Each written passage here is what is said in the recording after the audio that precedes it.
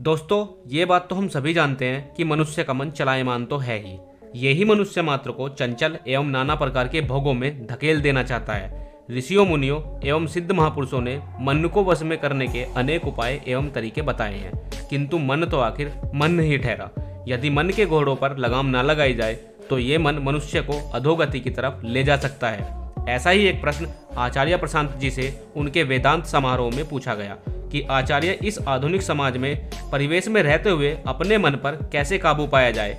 इस समाज में लोगों के साथ रहकर भी ईश्वर ने जो राह बताई है उस पर कैसे चला जाए।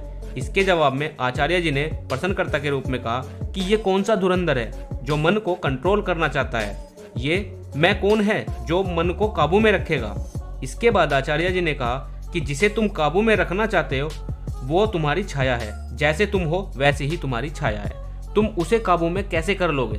आगे आचार्य जी कहते हैं कि ये तुम्हारा ही प्रश्न नहीं है, लगभग सभी का प्रश्न यही है और बाजारों में इसके खूब उत्तर बिक रहे हैं। और मजे की बात तो ये है कि लोग खरीदार भी खूब खरीद रहे हैं। ऐसे ही काबू में करें, वैसे ही काबू में करें। भला तुमसे कोई कहे कि आईने में अपनी छाया को बदलो, बदल जाएगी क्या? नहीं बदलेगी। अगर छाया बदलनी है तो अपनी शकल बदल दो, छाया तो तभी बदलेगी ना। इसके बाद आचार्य प्रशांत जी ने अपने संबोधन में कहा कि मन मैं का प्रत्यक्ष रूप है। मैं जैसा होगा उसके इर्द गिर्द की गतिविधि भी वैसी ही होगी। मन का निर्माण एवं निर्धारण तुम स्वयं करते हो। तुमने अपनी दशा क्या बना रखी है, तुमने स्वयं को क्या बना रखा है, किससे आसक्ति जोड़ रखी है। जैसे तुम वैसा ही तुम्हारा मन होगा।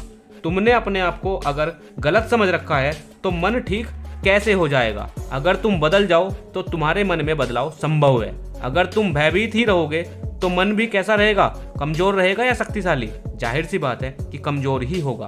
और अगर तुम शक्तिशाली हो तो मन भी शक्तिशाली होगा।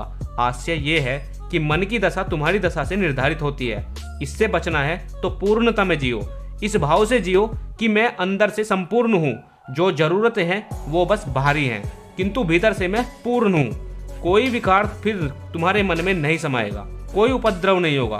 पूर्णता के भाव से जियोगे तो बिल्कुल सही जीवन जियोगे। आज की वीडियो में बस इतना ही। वीडियो को लाइक करें और हमारे चैनल को सब्सक्राइब करें। और आचार्य प्रशांत जी के सुनने वाले उनके लिए कमेंट बॉक्स में 2 शब्द जरूर कहें।